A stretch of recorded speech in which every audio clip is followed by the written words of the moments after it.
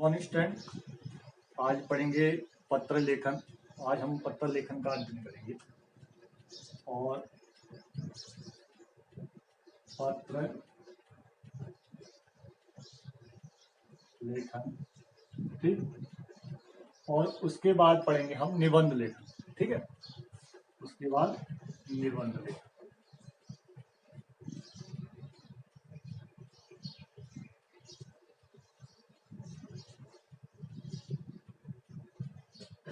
ठीक है।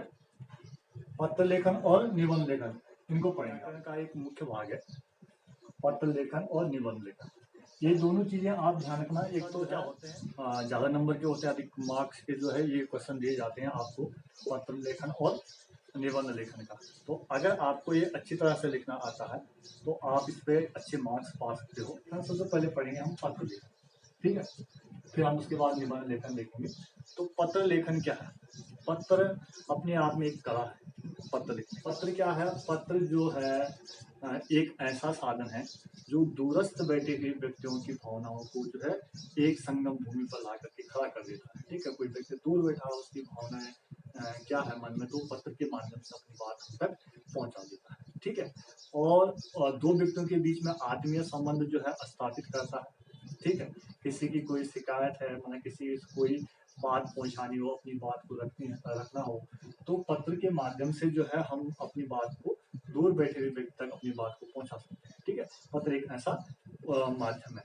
आजकल तो नई नई तकनीकें आ गई, नई नई तकनीक के माध्यम से हम जो है अपना दूर संचार कर देते हैं। लेकिन पहले जो है मात्र एक पत्र एक ऐसा साधन था जिससे हम अपनी शिकायत, अपनी भावनाएं, अपने विचार जो है दूसरे तक पहुंचाते थे, ठीक है। पत्र जो है मनुष्य के विचारों का आदान प्रदान जो है सरल, सहज, लोकप्रिय तथा जो है सशक्त माध्यम से करता है। तो पत्र में हमारे मन में आत्मीयता आती है, हमारी शिकायतें जो भी है हम पत्र के माध्यम से उस चीज को क्लियर कर देते हैं, ठीक है। तो एक अच्छे पत्र की क्या विशेषता होती है और क्या क्या गुण होते हैं, पत्र कितने प्रकार के होते हैं, ठीक है। इन सब चीजों को आज हम इस लेसन में पढ़ेंगे, ठीक। तो चलिए पढ़ते हैं पत्र लेखन। चलिए बच्चों, आज पढ़ेंगे पत्र लेखन, ठीक। पत्र लेखन जिस प्रकार की आपने देखा होगा कि पत्र एक ऐसा माध्यम है जिसके द्वारा हम क्या करते हैं, अपने सगे संबंधियों को, अपने रिश्तेदारों को अपनी बात तक पहुंचाते हैं, ठीक है, अपनी भावनाओं को पहुंचाते हैं। तो आज के युग में जिस प्रकार आप देखते हैं दूर संचार के अनेक संसाधन हो गए हैं, चाहे हमारा मोबाइल फ़ोन हो, टेलीफोन हो, ईमेल हो, ठीक है, इंटरनेट हो, किसी प्रकार से भी आजकल जो है हम अपनी बात को पहुंचा देते हैं। लेकिन एक समय ऐसा था कि जब हम पत्रों के द्वारा जो है अपनी बात को पहुंचाते थे। तो पत्र के माध्यम से हम क्या करते थे, अपनी भावनाओं को अपने रिश्तेदारों तक, या भी किसी भी कार्यालय में जो हमें कोई काम करवाना हो या किसी भी प्रकार की कोई दिक्कत है, तो पत्र के माध्यम से ही जो अपने सुख दुखों को हम जो है एक दूसरे तक उनको शेयर करते थे। तो इस प्रकार पत्र जो है हमारे जीवन से जुड़ा हुआ एक अभिन्न अंग था, ठीक है। और हम जो है बेसब्री से जो है डाकिया का इंतज़ार करते थे कि पत्र आएगा, फिर पत्र के माध्यम से जो भी खबर होगी हम उसको सुनेंगे, ठीक। तो इस प्रकार से पत्र हमारे जीवन में कहीं ना कहीं जुड़ा रहता है। और एक पत्र लिखने की एक कला होती है, ठीक है।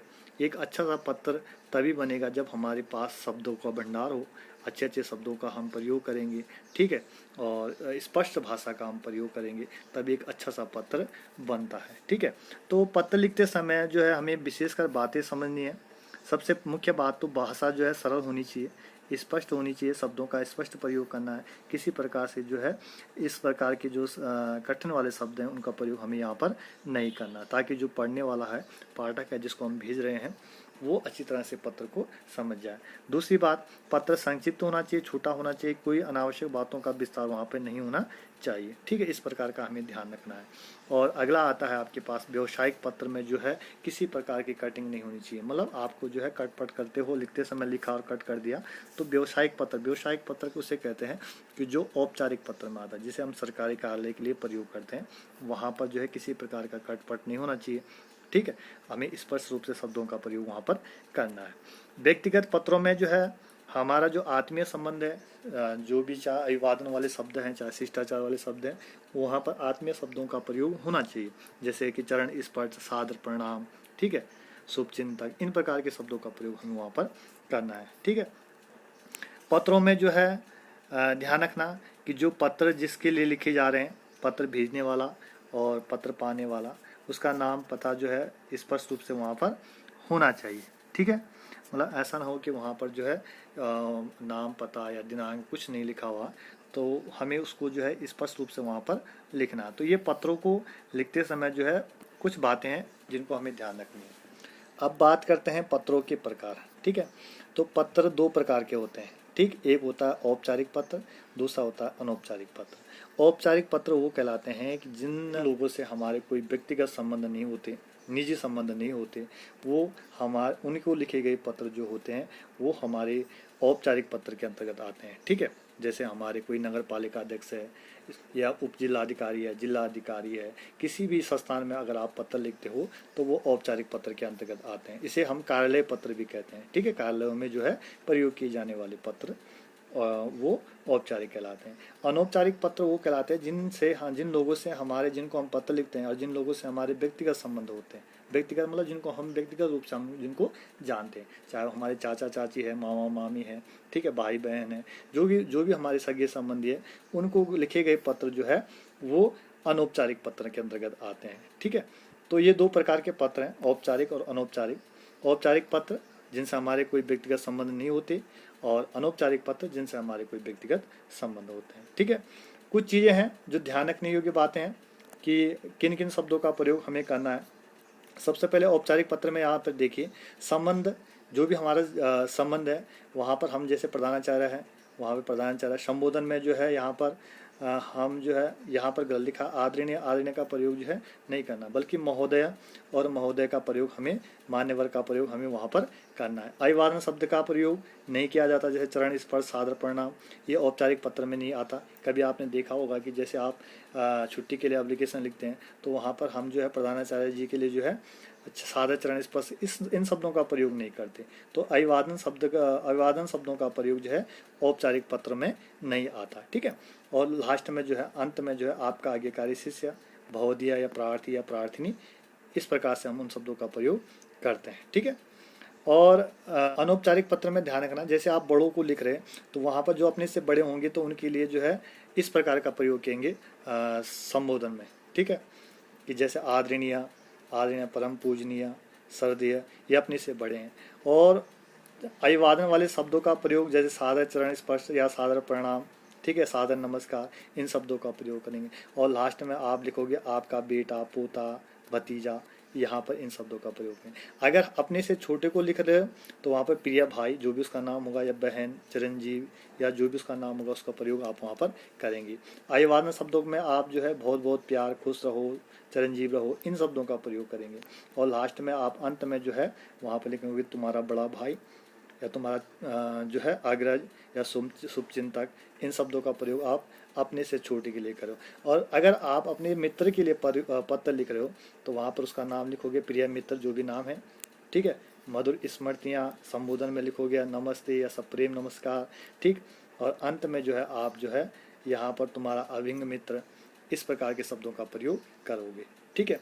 एक चीज़ ध्यान रखना, अनौपचारिक पत्र और औपचारिक पत्र में, ठीक है, औपचारिक पत्र और अनौपचारिक पत्र में जो है एक चीज़ आती है कि औपचारिक पत्र में हम क्या करते हैं, औपचारिक पत्र में ध्यान रखना, हम विषय का प्रयोग करते हैं, विषय लिखते हैं। ठीक है। जैसे हम कोई प्रधानाचार्य जी को पत्र लिख रहे हैं तो वहाँ पर विषय लिखेंगे। ठीक है। या कहीं आवेदन कर रहे हैं या शिकायत दे रहे हैं तो वहाँ पर हम विषय लिखेंगे। लेकिन हम अनौपचारिक पत्र में जो है विषय का प्रयोग नहीं करते। ठीक है। दूसरी बात, अभिवादन शब्द का प्रयोग जो है हम औपचारिक पत्र में नहीं करते, अनौपचारिक पत्रों में जो है अभिवादन शब्दों का प्रयोग करते हैं। ठीक है। इन चीज़ का ध्यान रखिएगा आप। तो जब भी आप औपचारिक पत्र लिखोगे तो वहाँ पर विषय जरूर लिखना है, अनौपचारिक लिखोगे तो वहाँ पर विषय नहीं लिखता है। कई बार बच्चों को दिखते हैं कि बच्चे जो है अनौपचारिक पत्र में भी विषय लिख देते हैं। ठीक है। पत्र में भी आप जो है अभिवादन शब्दों का प्रयोग करते हैं। इन चीज़ों का ध्यान रखना, जब हम इस विषय पर इन चीज़ों को ध्यान रखते हैं तभी हमारा एक अच्छा सा पत्र बनता है। ठीक है। और अच्छे पत्र हम लिख पाते हैं। तो ये था पत्र। और आपने जो है अपने क्षेत्र में जमा गंदगी के बारे में बताते हुए अपने स्वास्थ्य कर्मी को पत्र लिखना है। ठीक है। इसी पत्र को ध्यान में रखे हुए इन्हीं शब्दों का प्रयोग करते हुए आपको पत्र लिखना है। ठीक है, तो ये था आपका पत्र वाला पार्ट। चलिए अब हम देखते हैं यहाँ पर औपचारिक पत्र का प्रारूप कैसा होता है, कैसे लिखा जाता है। ठीक है, आपको समझ में आ गया होगा कि औपचारिक पत्र क्या है, अनौपचारिक पत्र है, लेकिन लिखना कैसे ये ध्यान रखिए आप। ठीक है, तो यहाँ पर आप देखिए प्रारूप दे रखा है। तो सबसे पहले आपको प्रेषक मतलब भेजने वाले का पता यहाँ पर लिखना है। ठीक है, कहाँ से आप पता लिख रहे हो, तो आप लिख दोगे कोट द्वार। ठीक है, जो भी पता है और वो चीज़ें आप यहाँ पर मेंशन कर दोगे। ठीक है, यहाँ पर दिनांक, जितने तारीख को आप पत्र लिख रहे हो। फिर आता है आपके पास प्रापक मतलब प्राप्त करने वाले का पद का नाम। आपको जैसे मैंने बताया कि औपचारिक पत्र जिनसे हमारे कोई व्यक्तिगत संबंध नहीं होते। ठीक है ना। चलिए अब देखते हैं औपचारिक और अनौपचारिक पत्रों का प्रारूप, देखते हैं कैसे पत्रों को लिखा जाता है। तो जैसे मैंने आपको बताया कि औपचारिक और अनौपचारिक दो प्रकार के पत्र होते हैं, और औपचारिक पत्र जिनसे हमारे कोई व्यक्तिगत संबंध नहीं होते। ठीक है, उनके लिए जो हम औपचारिक पत्रों का प्रयोग करते हैं, उनके लिए जो है औपचारिक पत्र लिखते हैं। तो उसमें कुछ चीज़ें चेंज हो जाती है, ध्यान रखिएगा। तो आपको औपचारिक पत्र कैसे लिखना है ये आपको देखना है। तो यहाँ पे प्रारूप पे देखिए आप, सबसे पहले प्रेषक, प्रेषक मतलब भेजने वाला, उसका पता यहाँ पर आएगा। ठीक है, यहाँ पर जहाँ से भी आप पत्र लिख रहे हो तो यहाँ पर आप उसको लिखोगे, और कौन सी जगह से लिख रहे हो ये सब चीज़ें यहाँ पर मेंशन करोगे। ठीक है, उसके बाद तारीख, यहाँ पर दिनांक आपको लिखना है जितने तारीख को भी आप पत्र लिख रहे हो। ठीक है, उसके बाद किसको पत्र लिख रहे हो, चाहे जिलाधिकारी या उप जिलाधिकारी या स्कूल के प्रधानाचार्य जी, किन्हीं को भी आप पत्र लिख रहे हो तो यहाँ पर उनका पद का नाम आएगा, जैसे प्रधानाचार्य जी महोदय। ठीक है, तो यहाँ पर आ जाएगा जैसे प्रधानाचार्य जी। ठीक है, सेवा में प्रधानाचार्य जी या प्रधानाचार्य महोदय, और पता। ठीक है, पता यहाँ पर स्कूल का नाम आएगा। ठीक है, और अगर किसी अधिकारी को पत्र लिख रहे हो तो वो कार्यालय का नाम यहाँ पर आएगा। ठीक है, तो जैसे कार्यालय आप बिजली विभाग के अधिकारी को लिख रहे हैं, या स्वास्थ्य विभाग के अधिकारी को लिख रहे हैं, या फिर उप जिला अधिकारी को, या स्कूल के प्रधानाचार्य जी को, तो वो यहाँ पर वहाँ का पता आपको लिखना है। ठीक है ना। जैसे स्कूल में लिख रहे हो तो आप स्कूल के प्रधानाचार्य जी को यहाँ पर लिख दोगे, सेवा में प्रधानाचार्य महोदय, और स्कूल का नाम, जो भी स्कूल होगा वहाँ पर आप स्कूल का नाम लिख दोगे। ठीक है, और उसके बाद जो है आपको आगे जो है यहाँ पर जो है विषय लिखना है। ठीक है, यहाँ पर आपको जो है विषय लिखना है। ठीक, ये ध्यान रखिएगा कि किस संदर्भ में आप जो है ये पत्र लिख रहे हो, चाहे माना आप आवेदन कर रहे हो, ठीक है, या शिकायत कर रहे हो, या फिर अवकाश छुट्टी ले रहे हो, किसी भी विषय में आप पत्र लिख रहे हो तो यहाँ पर आपको लिखना है। जैसे छुट्टी ले रहे हो तो अवकाश हेतु प्रार्थना पत्र। ठीक है, या फिर शिकायत कर रहे हो तो जैसे पानी की समस्या है उसकी शिकायत हेतु प्रार्थना पत्र। ठीक है, तो यहाँ पर आपको विषय लिखना है, ये ध्यान रखिएगा। ये केवल औपचारिक पत्र में ही आपको विषय लिखना है, अनौपचारिक पत्र में नहीं। ठीक है ना। उसके बाद संबोधन, संबोधन ध्यान रखिएगा, औपचारिक पत्र में आपको मान्यवर, महोदया या माननीय इन शब्दों का प्रयोग करना है। तो यहाँ पर जैसे आप लिख दोगे महोदया। ठीक है, यहाँ पर आ जाता है महोदया।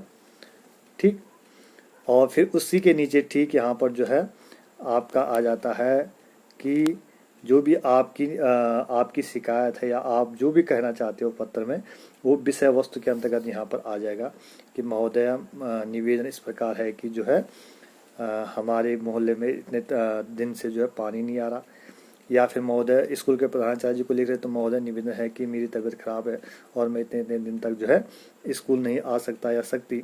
जिस प्रकार भी आप यहाँ पर विषय वस्तु, विषय अनुचित मतलब जो विषय है उसको आपको यहाँ पर लिखना है। ठीक है, उसके बाद लास्ट में आपको समापन में यहाँ पर अपना बहुवदिया, ठीक है, बहुवदिया या प्रार्थी या प्रार्थनी, और यहाँ पर अपने सिग्नेचर कर देने हैं। ठीक है, ये केवल औपचारिक पत्र के लिए है, ये ध्यान रखिएगा। तो क्या क्या चीज़ें देखी हमने। औपचारिक पत्र में सबसे पहले भेजने वाले का पता, फिर दिनांक आ गया, फिर जिनको पत्र लिख रहे हैं, जिन जो भी अधिकारी हैं उनको जो है हम यहाँ पर उन अधिकारी का जो पद का नाम लिखेंगे, चाहे वो स्वास्थ्य अधिकारी हो या फिर कोई भी अधिकारी हो, स्कूल के प्रधानाचार्य जी हों, कोई भी होंगे, वहाँ पर उनका पद का नाम और पता, ठीक है। फिर विषय लिखना है और फिर संबोधन में जो है मान्यवर महोदय इन शब्दों का प्रयोग करके यहाँ पर अपनी बात को रखना है। लास्ट में जो है यहाँ पर भौदिया और सिग्नेचर या प्रार्थी या प्रार्थिनी जो भी आप है या वो लिखोगे, ठीक है। अब आता है आपके पास अनौपचारिक पत्र। अनौपचारिक पत्र में सबसे पहले क्या होता है कि वही आपको जो है प्रेषक मतलब भेजने वाले का पता लिखना है, ठीक है। कहाँ से लिख रहे भेज रहे हो पत्र, वहाँ लिखना है और पता लिखना है, उसके बाद दिनांक लिख देना। संबोधन में जैसे मैंने तुम्हें कहा अनौपचारिक पत्र में लिखे जाते हैं कि जिनसे हमारे व्यक्तिगत संबंध होता है, चाहे आप अपने से बड़ों को लिख रहे हो या छोटे को लिख रहे हो या अपने मित्र को लिख रहे हो, तो यहाँ पर संबोधन में जो है उसका प्रयोग करेंगे, जैसे कि आदरणीय, ठीक है, परम पूजनीय, ठीक, इन शब्दों का प्रयोग यहाँ पर संबोधन में आएगा। यहाँ पर मान्यवर नहीं आएगा, ठीक है, या महोदय नहीं आएगा, यहाँ पर आएगा आदरणीय या परम पूजनीय, इन शब्दों का प्रयोग यहाँ पर करना है, ठीक है। उसके बाद अभिवादन में जैसे अपने से बड़े हैं तो सादर प्रणाम, ठीक है, अपने से छोटे हैं तो खुश रहो, चिरंजीव रहो, इन प्रकार इन शब्दों का जो है प्रयोग करना है। और अपने साथ के हैं तो उनको जो है नमस्कार कर सकते हैं, ये अभिवादन शब्दों में आना है। बस ध्यान रखिएगा आप कि यहाँ पर जो है विषय नहीं आना, क्योंकि ये हम जो है अनौपचारिक पत्र लिख रहे हैं जिनसे हमारे व्यक्तिगत संबंध है, तो यहाँ पर विषय कुछ नहीं आना। केवल जो है अब यहाँ पर विषय वस्तु मतलब किस लिए जो है हम उनको पत्र लिख रहे हैं, ठीक है, क्या कारण है कि हम जो उनको पत्र लिख रहे हैं। माना कि जो है अपने मित्र को शादी में बुला रहे हैं आप, ठीक है, या अपने मम्मी पापा को जो है उनका कुशल हाल चाल जानने के लिए पत्र लिख रहे हैं आप, ठीक है। किसी भी चीज़ में आप अगर पत्र लिख रहे हैं तो आप जो है यहाँ पर वो सब चीज़ें लिखोगे, ठीक है। यहाँ पे हो गया जैसे आप अपने पिताजी को लिख रहे हैं तो आदरणीय पिताजी या परम पूजनीय पिताजी, ठीक, और यहाँ पर जो है उनको प्रणाम या चरण स्पर्श, इन शब्दों का प्रयोग करके यहाँ पर जो भी बात आप उनसे कहना चाहते हैं वो आप यहाँ पर लिखना है, ठीक है। और अंत में आपको जो है इन शब्दों का प्रयोग करना है कि जैसे आपका बेटा, ठीक है, या आपकी बेटी, आपका भतीजा, आपका दोस्त, इन शब्दों का प्रयोग लास्ट में आपको इसी लाइन पर। बस ध्यान रखिएगा कि ये जो लाइन है ये लाइन बिल्कुल एक सीधे पे जानी चाहिए, ठीक है। पत्र लिखने का मतलब कि आपको इसी लाइन पर लिखना है, ये नहीं कि आपने एक शब्द यहाँ से लिखा, एक यहाँ से लिख दिया, एक यहाँ से कर दिया, फिर यहाँ से शुरू कर दिया। इस चीज़ का ध्यान रखिए, तब आपका एक अच्छा सा पत्र तैयार होता है, ठीक है। तो उम्मीद है कि आपको समझ में आ गया होगा। और अब पढ़ते हैं हम निबंध, ठीक है। अब पढ़ते हैं हम निबंध के बारे में। तो निबंध क्या है? निबंध जो है, निबंध का मतलब होता है अच्छी तरह से बना हुआ, ठीक है। इसका मतलब क्या होता है? अच्छी तरह से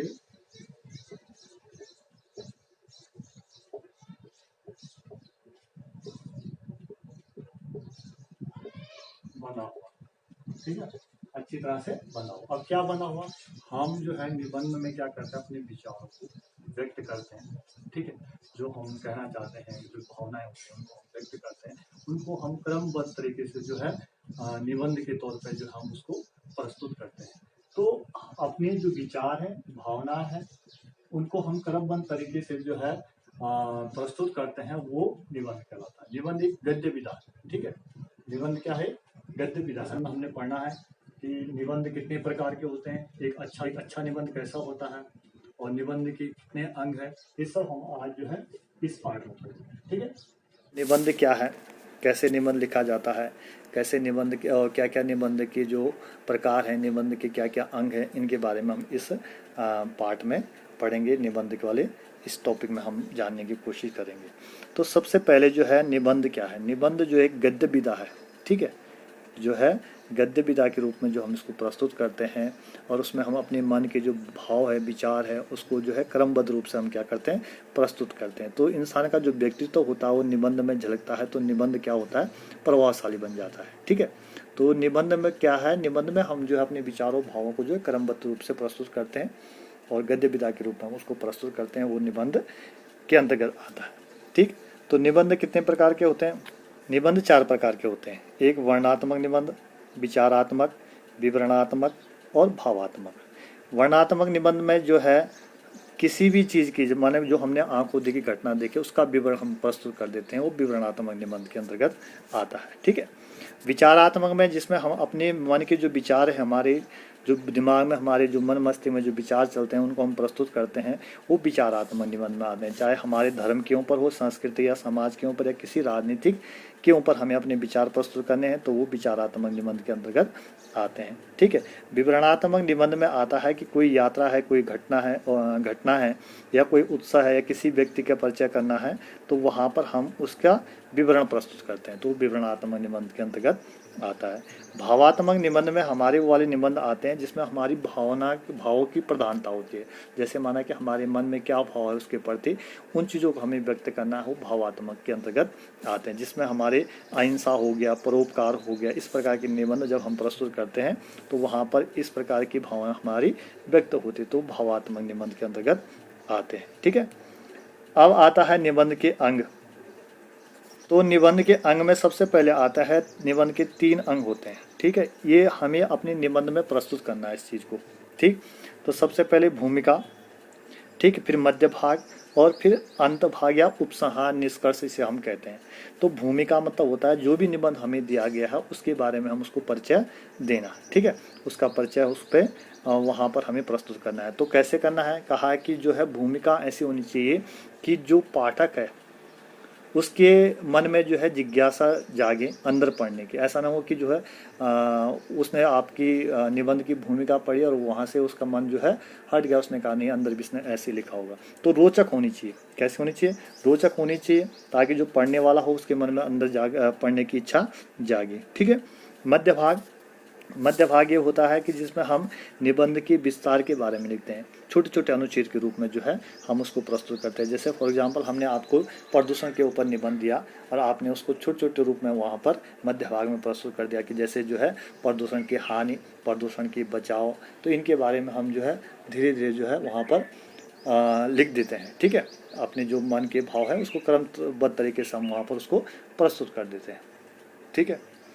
तो जो हमारे मध्य भाग है इसमें हम छोटे छोटे अनुच्छेद के रूप में हम इन सब चीज़ों को प्रस्तुत करते हैं। लाभ, हानि, बचाव, जो भी चीज़ें हैं वो मध्य भाग में आता है। और निष्कर्ष या उपसंहार जिसे कहते हैं, तो निष्कर्ष और उपसंहार का मतलब होता है जो निबंध हमें दिया गया उसका निष्कर्ष सार हमें यहाँ पर लिखना है। ठीक है। उपसंहार में कि क्या क्या चीज़ें हैं, कैसे लिखना है और कम शब्दों में लिखना है और अच्छा लिखना है। कैसा लिखना है, कहा कि जो पढ़ने वाला हो उसके मन मस्तिष्क में जो है वो अमिट छाप छोड़ जाए। पाठक जो पढ़ने वाला है उसके मन मस्तिष्क में जो है अमिट छाप जो है उसे लगे कि हाँ निबंध पढ़ा तो ये वाला पढ़ा। ठीक है। तो इस प्रकार इन 3 भागों को हमें वहाँ पे प्रस्तुत करना है जब भी हमें कोई निबंध दिया गया। सबसे पहले हमें भूमिका लिखनी है, उस निबंध के परिचय कराना है। फिर हमें मध्य भाग लिखना है। ठीक है। उस निबंध के विस्तार के रूप में, और फिर हमें उसका निष्कर्ष लिखना है, अंत वाला भाग। ठीक है। तो कुछ चीज़ें हैं जो हमें ध्यान रखनी है निबंध लिखते समय जिससे हमारा निबंध जो है प्रभावशाली बनता है, अच्छा लगता है। तो एक तो हमें क्या करना है, अपने शब्दों को स्पष्ट और क्रमबद्ध तरीके से प्रस्तुत करना है। ठीक है। अब जो भी हम वाक्य लिखेंगे उसको क्रमबद्धता होनी चाहिए और स्पष्ट होनी चाहिए। ठीक है। शब्द जो है स्पष्ट होनी चाहिए। ठीक। कुछ ऐसे उटपटांग शब्दों को हमें उटपटांग शब्दों का हमें प्रयोग नहीं करना है। ठीक है। फिर भाषा सरल होनी चाहिए। ठीक है। ऐसा नहीं हो कि उटपटांग भाषा आपने लिखी है जो पढ़ने वाला उसके समझ में ना आए, तो वो भाषा सरल होनी चाहिए।